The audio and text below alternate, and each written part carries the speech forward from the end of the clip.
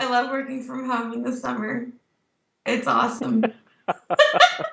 When do the kids go back to school? 10 more days. 10 more days? You're not counting down or anything, are you? No, no.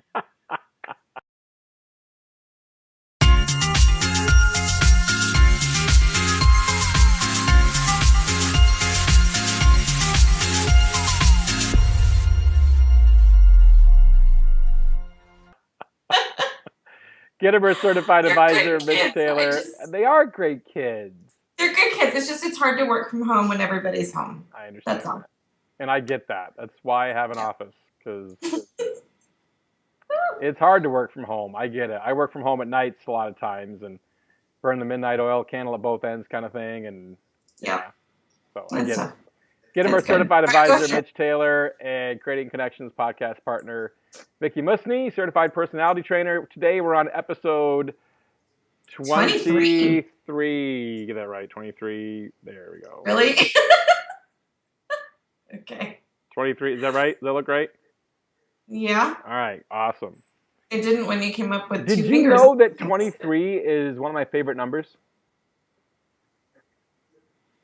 23 is one of your favorite numbers? Yep. Mine's 27. Why is that? I don't know. Maybe I just like being 27. Was that a good year for you? Whenever I am like talking to my kids or I'm exaggerating something, I'm like, I told you 27 times. That's just like my number that I go to. That's your go-to number. Nice. But no, 27 was probably a pretty good year. 23rd is my birth date, so that's probably why I like 23. But Gotcha. anywho, today's topic. What do we have today, Vickie? We're going to talk about pricing today. Okay. And I know we've talked in the past a little bit about finding a price that works and what can your market sustain versus what you're worth. But really what I want us to focus on today, and if that comes up, that's fine.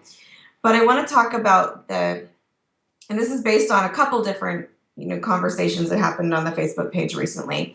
But what do you do when someone just gets hung up on price? And how do you handle that? How many times do you let them ask before you give them that information? And I think the parallel of that is, when do you provide pricing? There are some people that put pricing on their websites or are real quick to offer it. Yeah. And others that are on the other end of the spectrum. And and there's times when you and I even disagree on, not disagree, but we debate. Come to a different conclusion on what to do. So I just thought that'd be a good discussion for us to have today. It's one of those things, pricing to me. I think oftentimes a potential client will ask about pricing because they don't know what else to ask. And often that's true. Yeah. Not always, though. Sometimes they ask because they really, truly do have a budget and they just want information. The biggest thing ringing in my head, it goes back to getting what you're worth, and that's Mark Farrell saying dialogue with them. Mm-hmm. If you don't have that conversation, if you can't keep that conversation going, then you're right. You lost. It's just the way it is. But if you can keep that conversation, right, and that's okay too. You're not going to be the right fit for every single person that walks through your door. In fact, you shouldn't be. That's a completely different topic to talk about. Yeah. But from a pricing standpoint, I know some people say, well, get my price right up front.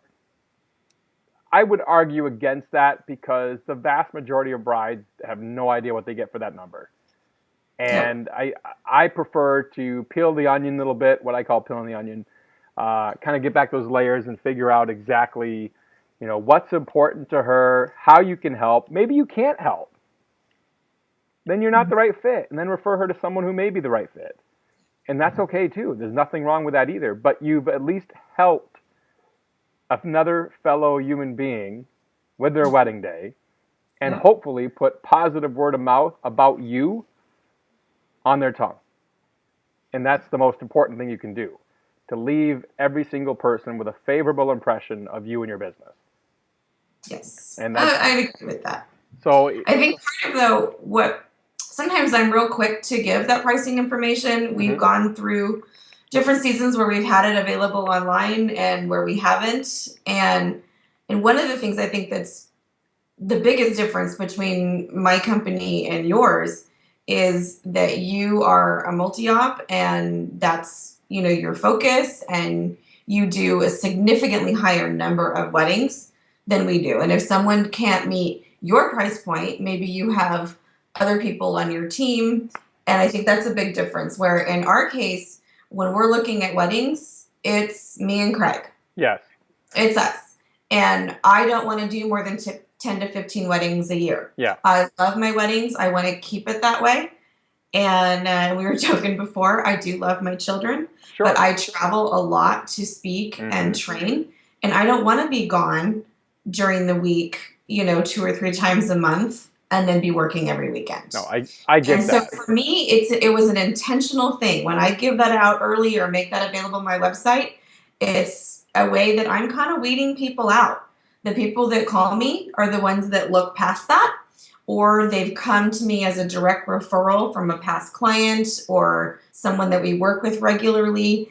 And those are kind of the weddings that I really want to go after, are the ones where we have the most natural connection or where we're working at venues that we absolutely love working at. Yes. And, it's just a different, I have my reasons. I went through the Of course. process, and that's, the decision I came to. You followed a business plan, and you went through your process and figured out exactly where you wanted to be. There's nothing wrong with that. And the same thing, there's nothing wrong with my business plan and where I want to be and where I want to take it to. And I think the biggest thing for me is that my reasons, you just gave your reasons, I guess. My reasons for expanding, because I've been the single op, right? And I've proven that I can earn 6 figures in a town of 12,000 people. And I had a friend of mine, actually, a good friend of mine, just asked me about that again, just recently. And it was funny. We had dinner the other night. Part of what triggered this topic. Right. And so, but I've been there, and then I'm always looking for what's next. What's the next challenge? I get bored easily, which is not a good thing in some ways.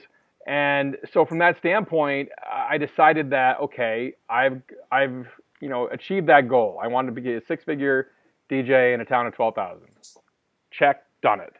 Now, what am I going to do next? So it went back to Mike Walter. Mike Walter, for those of our viewers that may not know, is an extremely successful multi-op company, multi-service company out of New Jersey. And he has DJ photography. Very, very talented man with a talented team. Yes, videography, photo booths. But he's expanded in different ways, which I think was very smart in how he expanded. But Mike and I were having a conversation probably, 4 or 5 years ago, whenever I did the expansion, probably about 5 years ago now. And one of the statements I made back then, looking back, it was when our previous episode we talked about the cocky thing, right? It was kind of the statement. I said, no one can do what I do. And he's like, that's a very cocky, arrogant statement. And which I'm right in a way. No one can do exactly what I do.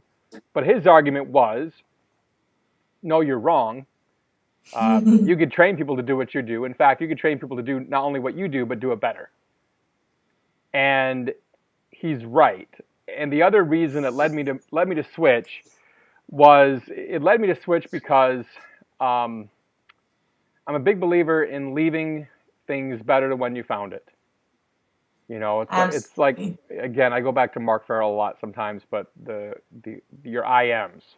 If you go back and listen to Getting What You're Worth from Mark, what are your IMs? And I talk about that in my book as well. But yes, you do. The IMs, if you see, paper on the ground, do you pick it up or do you walk by it? Mm-hmm. Who are you as a person? That's a defining moment right there. I hang things up in the stores that have fallen off the hangers and are on the floor. I walked by something just the other day with my kids right by the YMCA. There's a piece of garbage in the ground. It was in the parking lot. It was actually a spoon from an ice cream, whatever. I picked it up. Some people are like, oh, gross, I can't pick that up. No, pick it up. Pick it up and then wash your hands. Right. You're making the world a better place. Pick it up. So teach your kids that. And so for Mike, in that conversation with me, I want to leave areas better when I found it. So if I just stayed a single in this little small town of Escanaba, Michigan, and I didn't expand, then I retire in hopefully 10, 12 years. That's what we're looking for anyway. And when that happens, then I'm not leaving the area any better than when I found it, because I open the door as a single and I close the door as a single. And yes, You've created some great experiences for those yes, people and maybe raised the bar, but then you've left them right. It's back to disappointed. square one again. Well, it's back to square one again, and that's okay. But I'm a big believer in leaving areas better than when I found it. So for me, those are the motivating factors to become a multi-service, multi-talent company.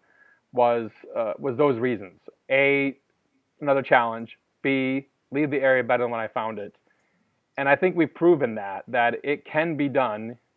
Doesn't have to be a huge 100,000 person, area like New Jersey and, ton of population.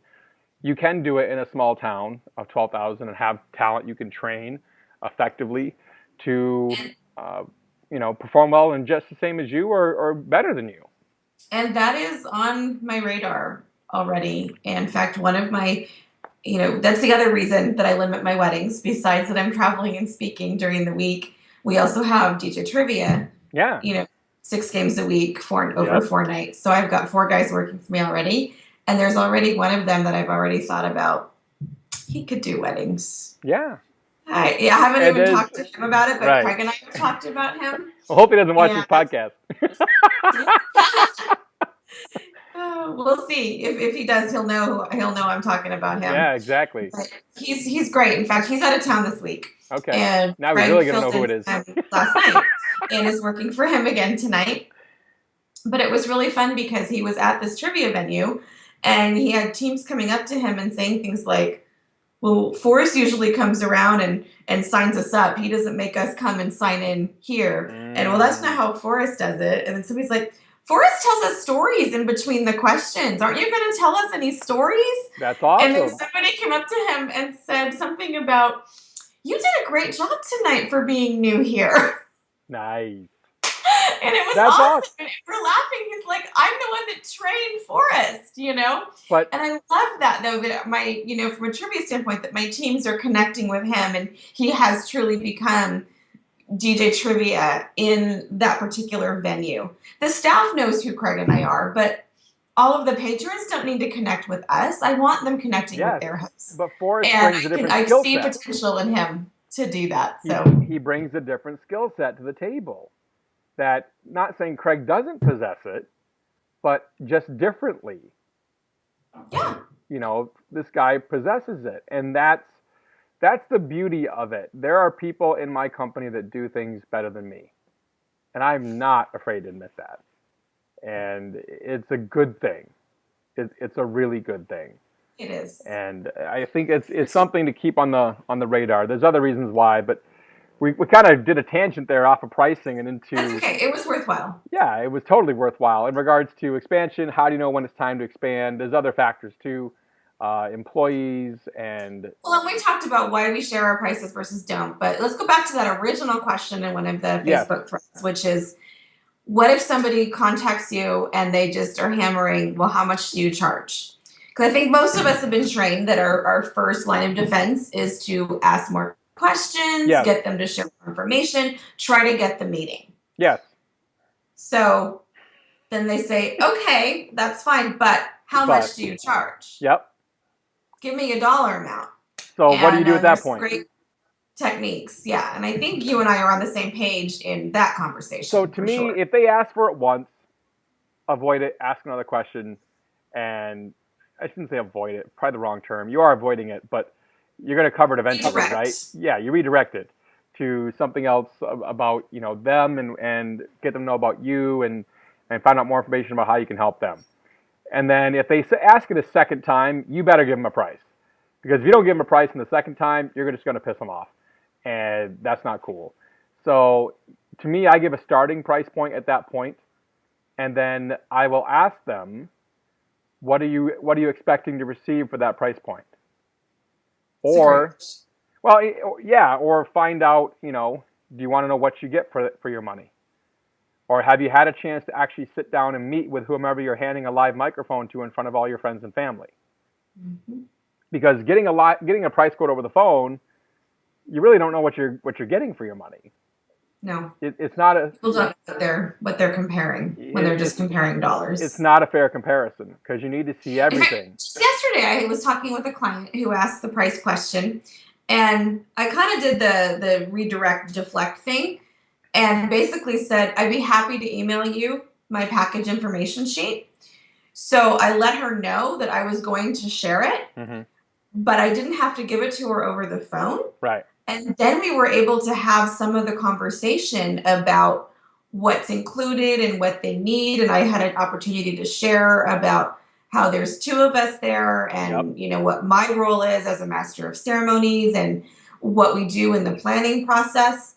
And so I think that, later when she, after the conversation, when she would go and get the email from me and pull up the price sheet, it might not seem like the sticker shock is as big because I Right. have had a chance to share a little bit even before the meeting. In that case, it was a mother of a bride. So I couldn't book the meeting right away because she needed to check schedules with, the bride and groom and all that. So, Well, but it was a good way to say, oh yeah, I'll give you this information and then we could still have a conversation. yeah. And we found out we know people from the same church where they're getting married and we have mutual interests. And so it was a great way to keep the conversation going without getting hung up on the price and having her hang up. Right. And it's important to start friendly and end friendly as well. If you don't already do that, maybe that's very simplistic to some of you, but if you aren't doing that already, it's very important to start friendly and end friendly. Like you did, right? You had the conversation about price. No worries, I'll get that to you. It'll be in your email box in just a little bit, that kind of thing. And then be Yep. able to Just saying just I'll email keep it a to you as soon conversation as we going. hang up. Mm-hmm. Great, great, great technique. Loved it. Loved it. So the other question, I guess, is the whole price thing. When do you disclose your price? And I think too many times we fall into a trap of disclosing it too early. And the close, the old way of selling is dead, in my opinion. Jeffrey Gitomer's opinion too. But the biggest thing to me, and where I learned this from, is actually a book. It's a book called The Closers, and it's by Ben Gay III. True story, that's his name.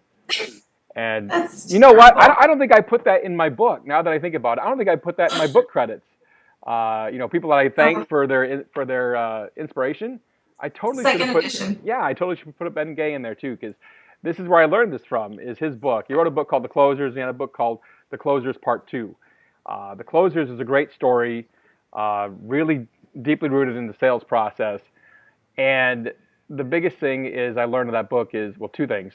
The close is a natural outcome of a progressing conversation between you and the client.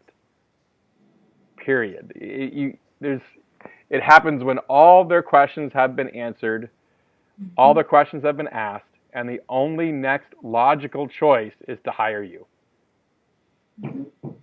It's simple. That's it.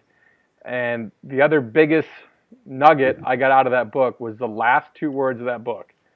And I've given this before in creative consultations, but the last two words of that book is sum tertius, which, regardless of what you believe about religion or anything else like that, it stands for I am third. It's Latin for I am third. So if you always put your client's needs ahead of yours, you're going to win more times than not.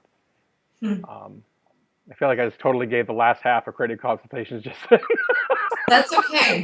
Hey, people should get some bonus when they listen to the podcast. That's what yeah. it's all about. Well, we're going to be doing creative consultations reloaded coming up in Albany in I can't November. wait. That's gonna be fun. Yeah, we're reloading in the actual seminar, and I gave it at Mobile Beat back in 2010, and Arm DJs back in, or Mobile Beat in 2011, and Arm DJs back in 2010, and then we're reloading it for Yeah, because I 2015. haven't. I don't think I've actually heard that one live, so that'll be fun. Yeah, it'll be good. I'm looking forward to it. Looking forward to it. It's gonna be a fun trip. What are the pricing questions do we have today? I think that's the main one. Is just that's such a common thing. But then the other one I was hoping we could hit on. I don't know how much you want to give Yeah. away for free on the podcast, but is the overcoming objections. Oh boy. And I don't even know if we have time for that We don't have today. time to cover all But the objections here okay, today. next topic. Maybe we'll do that for a future episode if there's enough interest. If you want to hear about the 4 objections, comment in the box down below Let here. us know. Just Yeah. comment. So we can get Uh, Mitch to talk about it. or you can buy my book, and it's all covered in the book too. Yes, and let's talk. Can we talk about your book for a minute? I am so truly happy for you. I mean, I remember when you told me, hey, I've been thinking about this book for a while, and I remember where I was when I got the email when you said, "Okay, you're the first person I'm showing this to," and so I feel like Yeah. I really got to watch the whole process, and I'm just super, super excited. So it's going to be on Amazon in a week or two, Well, yes, it should be on Amazon in a week or two, and depending on when we air this podcast. you got to see the whole process. And I'm just trying to lose my baby birth weight now, my There book you go. birth weight. That Thank you. it's what you said. It's like it was giving birth. I get to see the whole process from start to finish. Okay, If I could just lose I'm not my book entirely weight. comfortable with that analogy. Okay, well, I think it's a great analogy because a book, as you can probably relate to, you've written now 2 books. Yes, you've got Yes, mine goes up on it. Our pre-sales are up on Amazon now yeah, for the new one. Yeah, Personalities for Educators is Vickie's newest book. But writing a book, it's kind of like a child. it is. I know you didn't like the analogy, but it's kind of true. It's kind of I a was fine except when you made reference to me being there through the whole oh process, well. from the beginning to the end. That's where you kind of got near No. the line for me. Oh, Okay. okay. Sorry. I did not mean it that way. That's for certain. Regarding that, it's kind of like a child, and it's awesome to see it, and now hopefully to watch it grow and watch it impact others in a positive manner. And the same that your book is done. And I just gave my staff copies of your book this week. So thank you for that. Thank you for writing that book. And it's definitely going to have a big impact on us here at Tailored Weddings as well. So we appreciate it. Thank you. No, and again, it goes back to what we talked about on the previous episode, I think, too, Yeah. is just believing in the message. Yes. And I remember when people first started saying, "Oh, this is good information. Where do we get your book?" And I'm thinking, I'm not a writer. I'm a speaker. I just want to talk and I want to share. And I just said, I really, truly do believe in my message. I know what it meant to me when the message of personalities really started to permeate what I do and who I am and how it affected my life, my business, my family.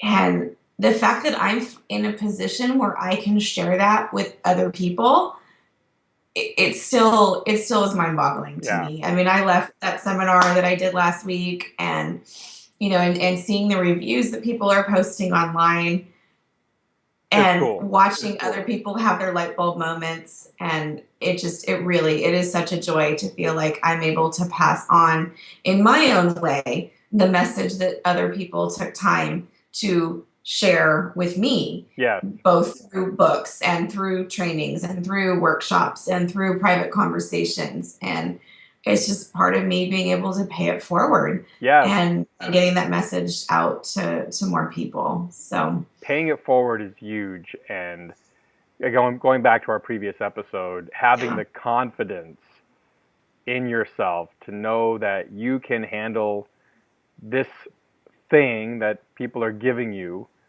it's a gift. When someone gives you their event, gives you their stamp of approval to say that I trust you with my event, that's a gift. It is. Don't throw that away.